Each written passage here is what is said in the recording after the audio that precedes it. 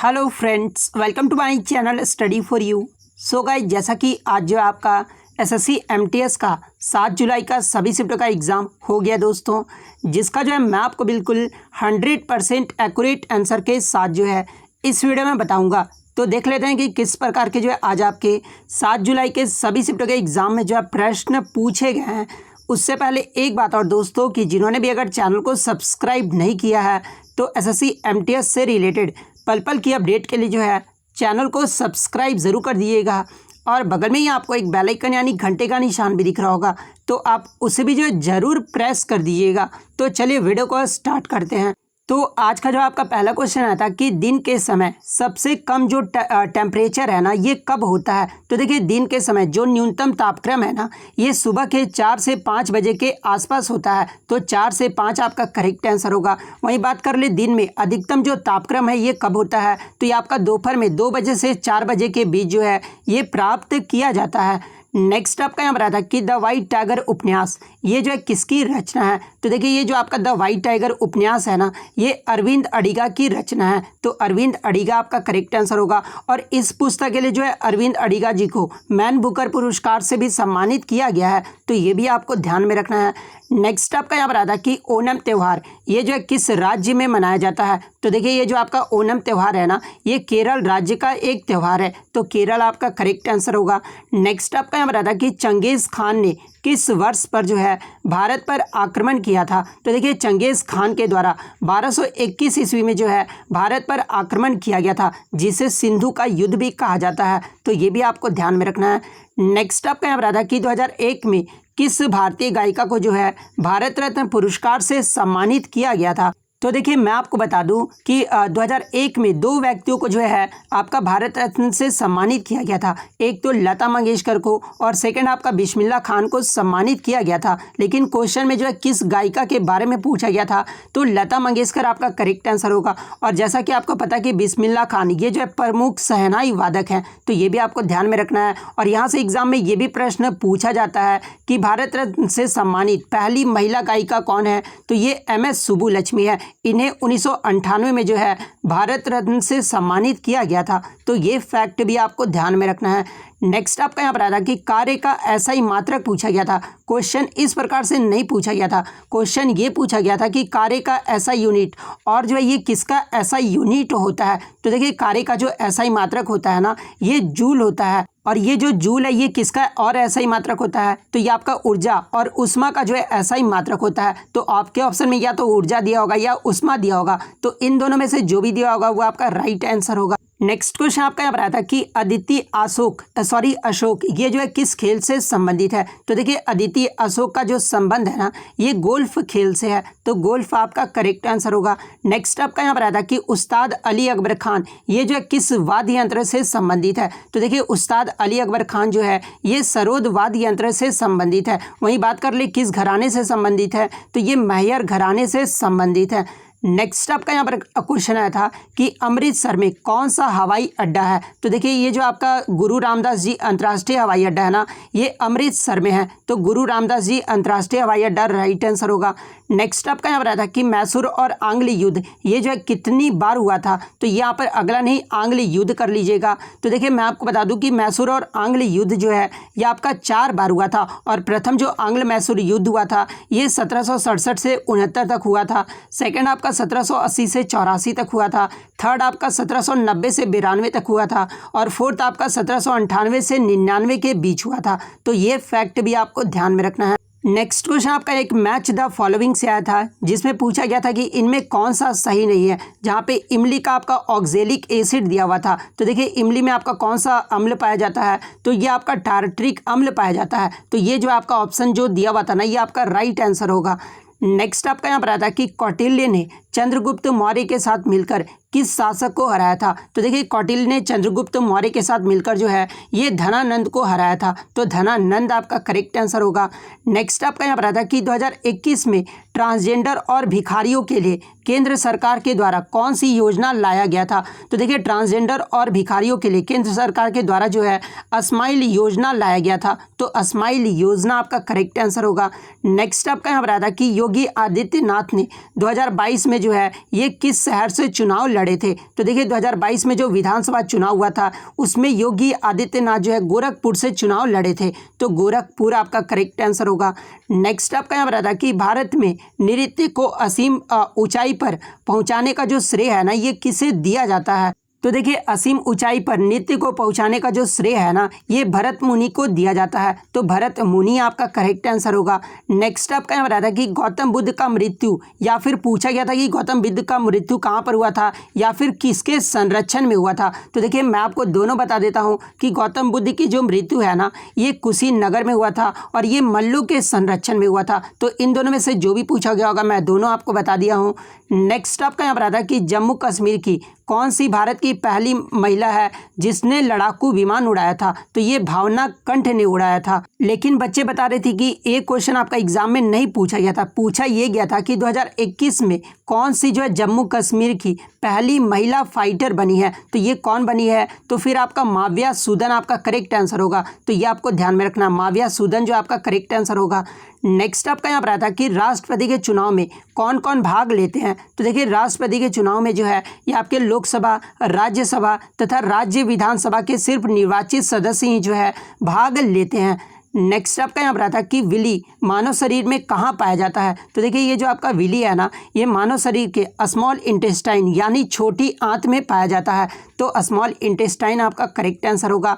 Next आपका यहाँ पर आता है कि भवाई ये जो है किस राज्य का लोक नृत्य है? तो देखिए मैं आपको बता दूं कि ये जो आपका भवाई नृत्य है ना ये आपका गुजरात का भी नृत्य है और राजस्थान राज्य का भी नृत्य है। बहुत सारे बच्चे जो है कंफ्यूज में रहते हैं कि गुजरात का ही नृत्य है, तो मैं आपको बता दूं कि भवाई जो है ये राजस्थान राज्य का भी नृत्य है, तो ये आपको ध्यान में रखना है। इसके अलावा गरबा, डांडिया, रास, टिप्पणी, जूरियम और भवाई ये सब जो नृत्य हैं ये आपके गुजरात राज्य के नृत्य हैं।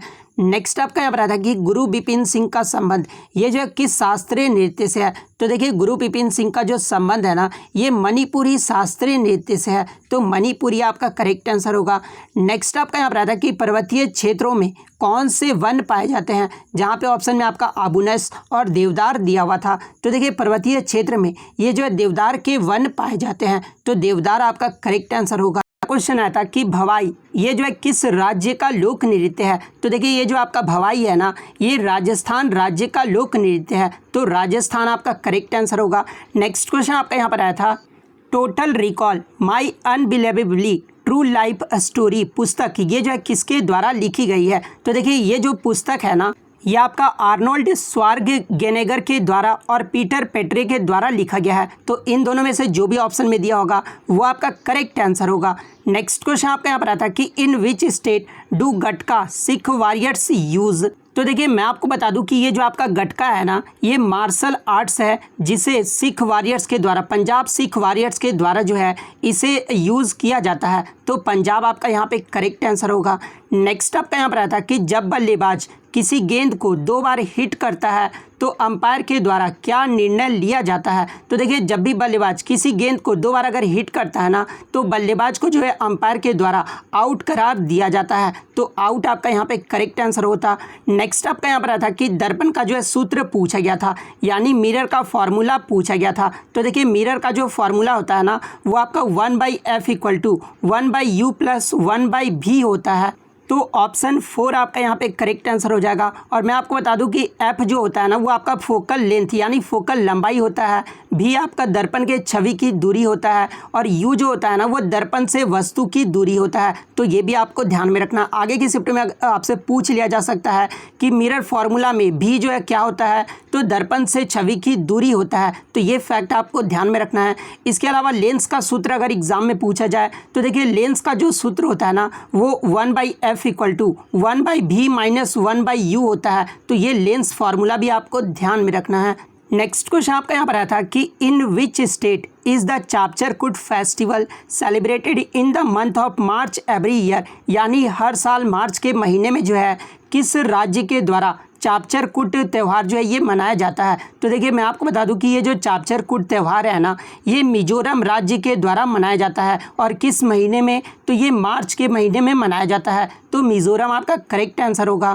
नेक्स्ट क्वेश्चन आपका यहाँ पर आता है कि which instrument is used to measure rainfall, यानी वर्षा को मापने के लिए जो है किस उपकरण का उपयोग किया जाता है? तो देखिए वर्षा को मापने के लिए जो है ये आपका रेन गॉज यानी वर्षा मापी का जो है उपकरण का प्रयोग किया जाता है। तो रेन गॉज आपका करेक्ट आंसर होगा।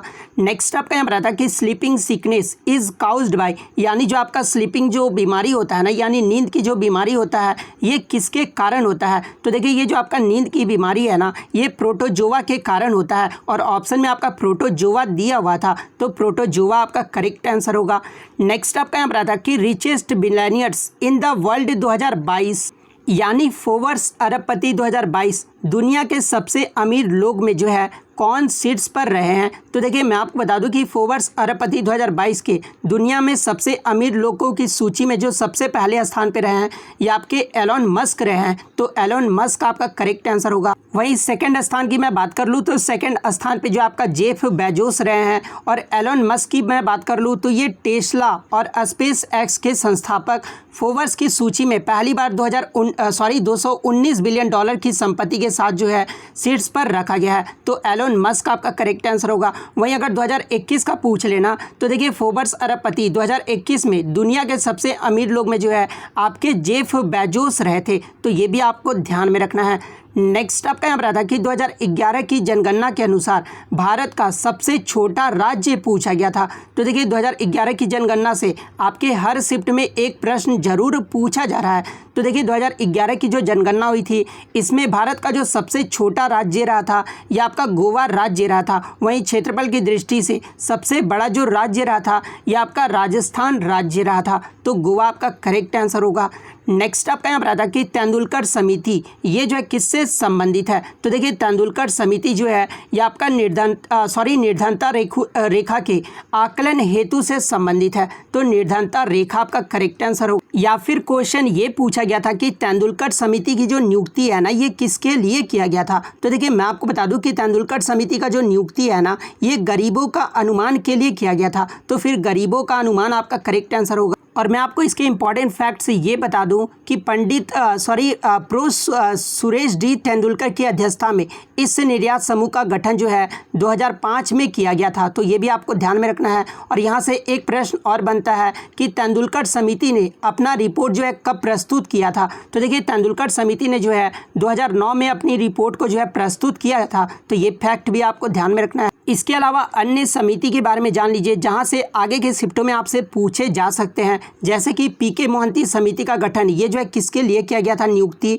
तो देखिए पीके मोहंती समिति का जो गठन है ना ये भारतीय निजी क्षेत्र के बैंकों के लिए वर्तमान स्वामित्व दिशा निर्देश और कॉर्पोरेट संरचना की समीक्षा करने के लिए जो है इसकी नियुक्ति की गई थी। वहीं आबिद हुसैन समिति का गठन अगर पूछा जाए कि इसकी नियुक्ति किसके लिए किया गया था, तो ये लघु उद्योग और व्यापार नीति सुधार के लिए किया गया था। चक्रवर्ती समिति का पूछा जाए तो ये आपका मौद्रिक नीति के लिए किया गया था। नरसिम्हा समिति की बात कर ले तो ये आपका बैंकिंग सुधार के लिए किया गया था। भगवती समिति का बात कर ले तो बेरोजगारी और लोक कल्याण के लिए किया गया था। शिवराज समिति का अगर पूछा जाए तो ये आपका कृषि नीति के लिए किया गया था। रंगराजन समिति का अगर पूछा जाए तो ये आपका बैंकिंग उद्योग और सार्वजनिक क्षेत्र के विनिवेश का कंप्यूटरीकरण के लिए जो है इसकी नियुक्ति किया गया था। वहीं अगर लोढ़ा समिति का पूछ ले तो ये भारत में क्रिकेट के लिए सुधारों की सिफारिश करने के लिए जो है लोढ़ा समिति का नियुक्ति किया गया था। तो ये सारे फैक्ट आपको ध्यान में रखना है। नेक्स्ट क्वेश्चन आपका यहाँ पर आता है कि अनुच्छेद 43B ये जो है किसमें जोड़ा गया था? जहाँ पे ऑप्शन में आपका फंडामेंटल राइट्स, फंडामेंटल ड्यूटीज़ और DPSP दिया हुआ था। तो देखिए मैं आपको बता दूं कि राज्य के नीति निर्देशक तत्व यानी DPSP भाग 4 में जो है सहकारी समितियों के प्रचार के संबंध में अनुच्छेद 43B को जो है जोड़ा गया था, तो DPSP आपका यहाँ पे करेक्ट आंसर होगा। नेक्स्ट आपका यहाँ पर आता है कि बक्सर का युद्ध ये जो है कब और किनके मध्य लड़ा गया था? तो देखिए मैं आपको बता दूं कि बक्सर का जो युद्ध है ना ये आपका 22 अक्टूबर 1764 को बक्सर के ब्रिटिश ईस्ट इंडिया कंपनी और मुगल सम्राट शाह आलम द्वितीय, अवध के नवाब सिराजुद्दौला और बंगाल के नवाब मीर जाफर की संयुक्त सेना के बीच जो है ये युद्ध लड़ा गया था। और बक्सर के युद्ध का परिणाम क्या हुआ था? तो देखिए ब्रिटिश ईस्ट इंडिया कंपनी ने जो है बक्सर की लड़ाई जीती थी और शाह आलम द्वितीय और सिराजुद्दौला ने जो है कंपनी के सामने आत्मसमर्पण कर दिया था। तो ये फैक्ट भी आपको ध्यान में रखना है। इसके अलावा आपका प्लासी का युद्ध भी पूछा गया था। तो देखिए प्लासी का जो युद्ध है ना, ये आपका 23 जून 1757 को मुर्शिदाबाद के दक्षिण नदिया जिले में गंगा नदी के तट पर जो है प्लासी नामक स्थान पर जो है ये युद्ध लड़ा गया था। और ये जो युद्ध है ये किनके मध्य लड़ा गया था? तो देखिए एक तरफ ब्रिटिश ईस्ट इंडिया कंपनी की सेना थी और दूसरी तरफ बंगाल के नवाब सिराजुद्दौला का सेना था। वहीं अगर बात कर ले प्लासी के युद्ध में ब्रिटिश सेना का नेतृत्व किसने किया था? तो ये रॉबर्ट क्लाइव कर रहे थे। और दूसरी ओर सिराजुद्दौला की सेना का जो नेतृत्व है ना, ये 3 सेनापतियों ने किया था, मीर जाफर, यार लतीफ़ खान और रैदुर लफ ने किया था। तो ये फैक्ट भी आपको ध्यान में रखना है और आपको कमेंट करके जवाब देना है कि प्लासी का युद्ध ये जो है किसने जीता था। ये जो आपको कमेंट करके ज़रूर जवाब देना है। नेक्स्ट आपका यहाँ पर आता है कि भोजन का अवशोषण ये जो है किस आंत में होता है? तो देखिए भोजन का जो अवशोषण है ना, ये आपका स्मॉल इंटेस्टाइन यानी छोटी आंत में होता है। नेक्स्ट आपका यहाँ पर आता है कि रेड लाइट ऑन बोर्ड अभियान ये जो है किस राज्य के द्वारा लागू किया गया है? तो देखिए ये जो आपका रेड लाइट ऑन बोर्ड अभियान है ना, ये आपका दिल्ली राज्य के द्वारा लागू किया गया है। तो दिल्ली आपका करेक्ट आंसर होगा। नेक्स्ट क्वेश्चन आपका यहाँ पर आता है कि हरिप्रसाद चौरसिया ये जो है किस वाद्य यंत्र से संबंधित है? तो देखिए हरिप्रसाद चौरसिया का जो संबंध है ना, ये बांसुरी वादक से है। तो बांसुरी वादक आपका करेक्ट आंसर होगा। बात कर ले अन्य फेमस पर्सनालिटीज़ के बारे में जो कि बांसुरी वादक से संबंधित है, जैसे कि शशांक सुब्रमण्यम, राकेश चौरसिया, एन रमानी, रोनू मजुमदार, पन्नालाल घोष, परवीन कांड खिंडी, रघुनाथ सेठ। इन सबों का जो संबंध है ना, ये बांसुरी वाद्य यंत्र से है। यहाँ से CHSL में पूछा गया था कि पन्नालाल घोष का जो संबंध है ये किससे है? तो ये बांसुरी वादक से है। नेक्स्ट आपका यहाँ पर आता है कि खजुराहो मंदिर का निर्माण ये जो है किस वास्तुकला पर आधारित था? तो देखिए खजुराहो मंदिर का जो निर्माण है ना, ये आपका किसके द्वारा करवाया गया था? तो देखिए खजुराहो मंदिर का जो निर्माण है ये आपका चंदेल शासकों के द्वारा करवाया गया था। और ये जो आपका नागर वह इरोटिक स्कल्पचर के बेस पर आधारित था। तो नागर शैली आपका यहाँ पे करेक्ट आंसर होगा। बात कर ले खजुराहो मंदिर को कब जो है विश्व धरोहर की सूची में शामिल किया गया था? तो इसे 1986 में शामिल किया गया था। तो ये फैक्ट भी आपको ध्यान में रखना है। नेक्स्ट आपका यहाँ रहा था कि 2011 की जनगणना के अनुसार किस राज्य में जनसंख्या घनत्व जो है 100 व्यक्ति प्रति वर्ग किलोमीटर से जो है कम रहा था? तो देखिए मैं आपको बता दूं कि 2011 की जनगणना के अनुसार 3-4 ऐसे राज्य थे जिसका जनसंख्या घनत्व जो है 100 व्यक्ति प्रति वर्ग किलोमीटर से जो है कम रहा था। और ऑप्शन मुझे नहीं मिले हैं। तो अरुणाचल प्रदेश का जो है 17 वर्ग प्रति किलोमीटर रहा था। सिक्किम, मिजोरम, अंडमान व निकोबार इन सभी राज्यों या फिर यूटी का जो जनसंख्या घनत्व है ना, ये 100 व्यक्ति प्रति वर्ग किलोमीटर रहा था। तो इनमें से जो भी ऑप्शन में दिया होगा वो आपका करेक्ट आंसर होगा।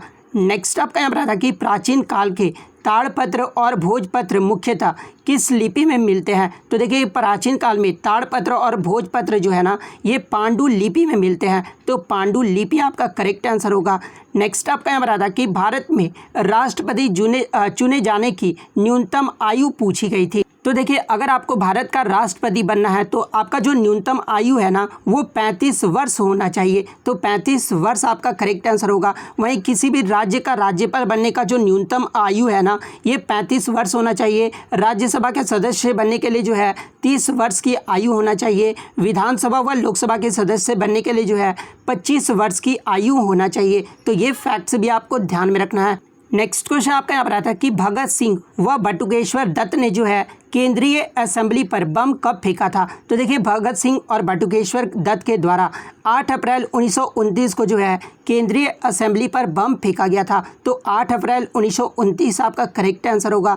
नेक्स्ट आपका यहाँ पर था कि किसी जीव के द्वारा खाद्य सामग्री का विघटन शरीर के बाहर किया जाता है। तो ये आपका ईस्ट के द्वारा किया जाता है। तो ईस्ट आपका करेक्ट आंसर होगा। एक को आता कि Razia Sultan was the daughter of which ruler, यानी दिल्ली की पहली महिला शासिका रजिया सुल्तान, ये जो है किस शासक की बेटी थी? तो देखिए ये जो रजिया सुल्तान थी ना, ये आपका इल्तुतमिश की पुत्री थी। तो इल्तुतमिश आपका यहाँ पे करेक्ट आंसर होगा। यहाँ से एग्जाम में एक प्रश्न और पूछा जाता है कि रजिया सुल्तान दिल्ली की गद्दी पर जो है ये कब बैठी थी? तो देखिए रजिया सुल्तान जो है ये 1236 ईस्वी में दिल्ली की गद्दी पर बैठी थी। तो ये भी आपको ध्यान में रखना है। नेक्स्ट क्वेश्चन आपका यहाँ पर आया था कि Hojagiri dance performed in which state, यानी ये जो आपका होजागिरी नृत्य है ना, ये किस राज्य का एक लोक नृत्य है? तो देखिए ये जो आपका होजागिरी नृत्य है ये पूर्वोत्तर भारत के त्रिपुरा राज्य का जो है एक लोक नृत्य है। तो त्रिपुरा राज्य आपका करेक्ट आंसर होगा। और मैं आपको बता दूं कि आपके एमटीएस के एग्जाम में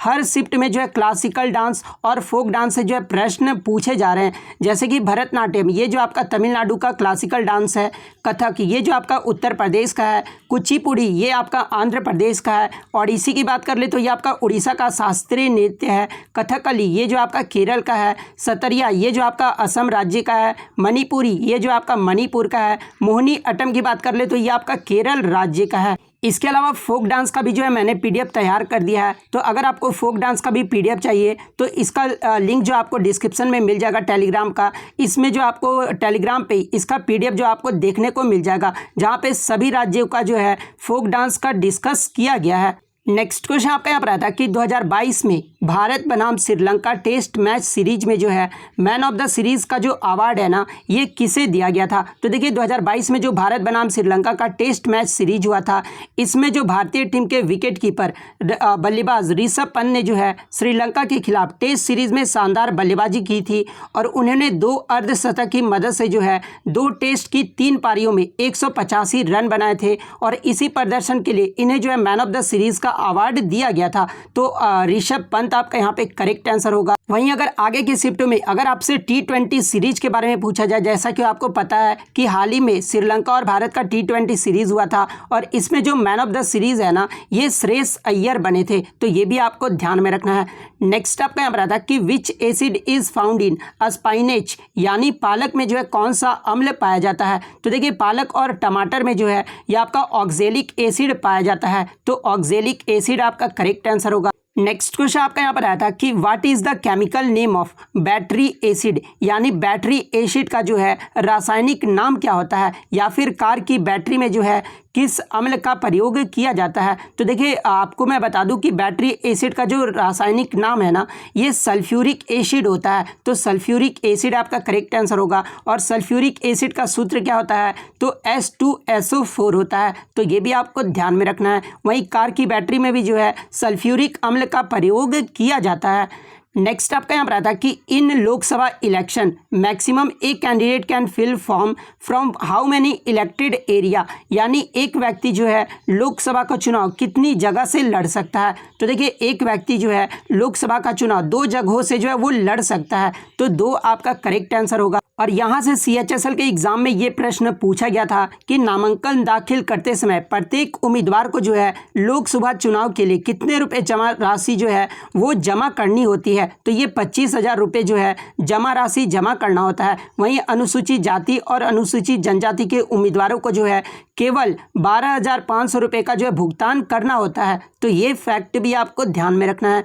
नेक्स्ट आपका यहाँ पर आया था कि उस्ताद अमजद अली खान निम्नलिखित में से कौन सा वाद्य यंत्र बजाते थे? तो देखिए उस्ताद अमजद अली खान का जो संबंध था ना, ये सरोद वादक से था। तो सरोद वादक आपका करेक्ट आंसर होगा। और मैं आपको बता दूं कि उस्ताद अली खान को 1975 में पद्म श्री से सम्मानित किया गया था, 1991 में पद्म भूषण से और 2001 ईस्वी में जो है पद्म विभूषण से सम्मानित किया गया था। तो ये फैक्ट भी आपको ध्यान में रखना है। और देखिए वाद्य यंत्र से भी जो आपके हर शिफ्ट में एक प्रश्न पूछा जा रहा है। जैसे पूछ दिया जाएगा कि हरिप्रसाद चौरसिया का संबंध किससे है? तो बांसुरी वादक से है। पंडित शिव कुमार शर्मा का संतूर वाद्य यंत्र से है। उस्ताद जाकिर हुसैन जो है ये तबला वादक हैं। अमजद अली खान ये जो आपके सरोद वादक हैं। बिस्मिल्लाह खान शहनाई वादक हैं।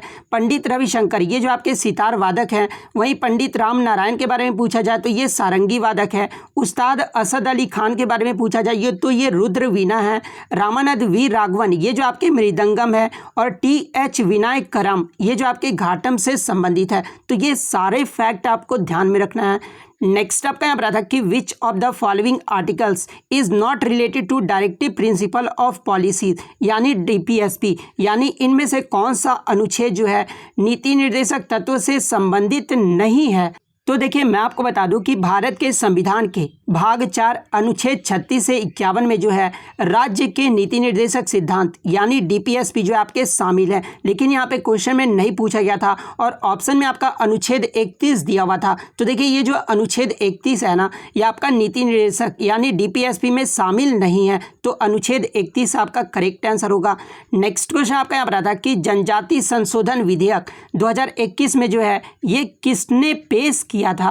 तो देखिए आदिवासी मामले के मंत्री अर्जुन मुंडा ने जो है 2 अगस्त 2021 को राज्यसभा में संविधान अनुसूचित जनजातियां आदेश संशोधन बिल को जो है 2021 में पेश किया था। तो आपका अर्जुन मुंडा आपका यहाँ पे करेक्ट आंसर होगा। और इन्होंने कब पेश किया था तो ये भी आपको ध्यान में रखना है, 2 अगस्त 2021 को पेश किया था।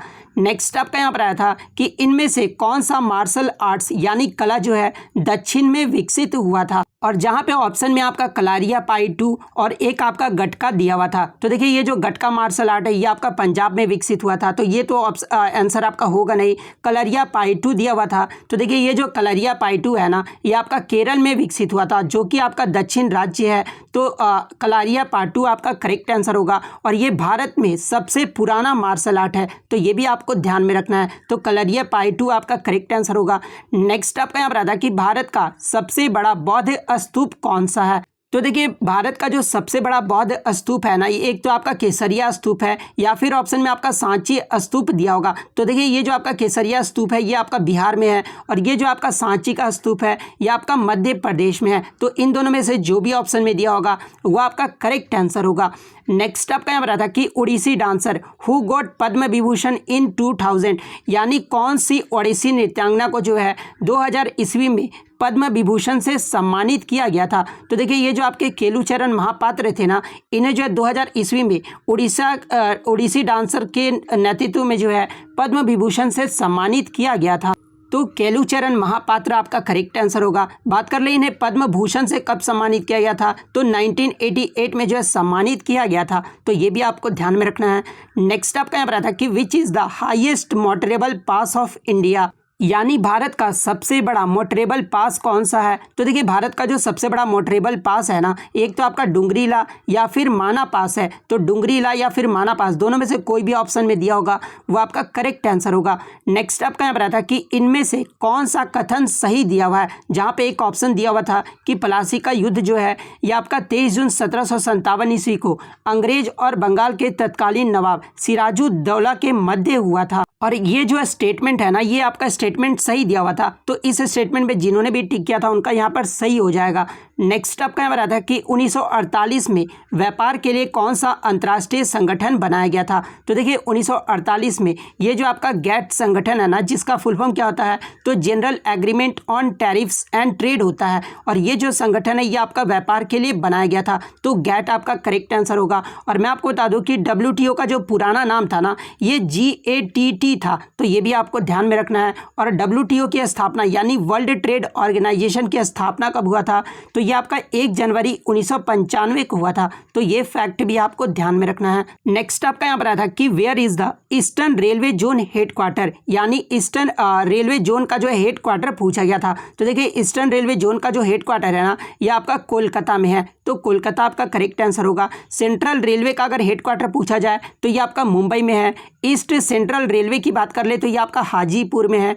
ईस्ट कोस्ट सेंट्रल रेलवे का अगर पूछा जाए तो इसका हेडक्वार्टर भुवनेश्वर में है, तो ये फैक्ट आपको ध्यान में रखना है। नेक्स्ट क्वेश्चन आपका यहाँ पर आता है कि दक्षिण अंडमान और लघु अंडमान द्वीपों को जो है कौन सा पास अलग करता है। तो देखिए दक्षिण अंडमान और लघु अंडमान द्वीपों को जो है ये आपका डंकन पास अलग करता है, तो डंकन पास आपका करेक्ट आंसर होगा। नेक्स्ट क्वेश्चन आपका यहाँ पर आता है कि who is known for the discover of electrons, यानी इलेक्ट्रॉन की खोज के लिए जो है ये किसे जाना जाता है। तो देखिए इलेक्ट्रॉन की जो खोज है ना ये J.J. थॉमसन के द्वारा किया गया था। वहीं प्रोटॉन की बात कर ले तो ये रदरफोर्ड के द्वारा किया गया था, और न्यूट्रॉन की खोज जो है ये जेम्स चैडविक के द्वारा किया गया था। नेक्स्ट आपका यहाँ पर आता है कि who built the grand trunk road, यानी GT रोड का निर्माण जो है ये किसने करवाया था। तो ये शेर शाह सूरी के द्वारा करवाया गया था। नेक्स्ट आपका यहाँ रहा था कि who is the author of the book the great Indian novel, यानी द ग्रेट इंडियन नोवेल पुस्तक के लेखक कौन है, तो ये आपके शशि थरूर हैं।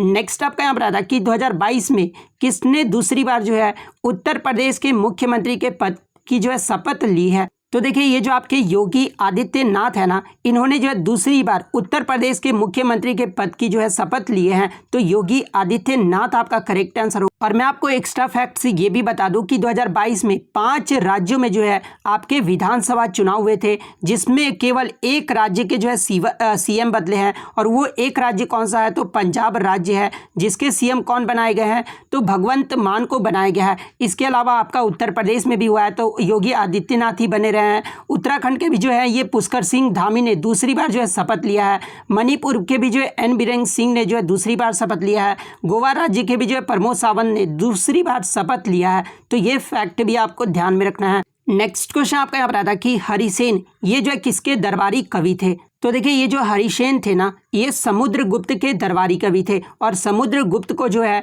भारत का नेपोलियन भी कहा जाता है, तो ये भी आपको ध्यान में रखना है। नेक्स्ट आपका यहाँ पर आता है कि 2011 की जनगणना के अकॉर्डिंग सबसे कम जनसंख्या वाला राज्य कौन सा है, तो देखिए सबसे कम जो जनसंख्या वाला राज्य था ना, ये सिक्किम राज्य था। वहीं अगर क्षेत्रफल की दृष्टि से बात कर ले तो ये आपका गोवा राज्य था। वहीं सर्वाधिक की बात कर ले तो ये आपका उत्तर प्रदेश राज्य था, तो ये भी आपको ध्यान में रखना है।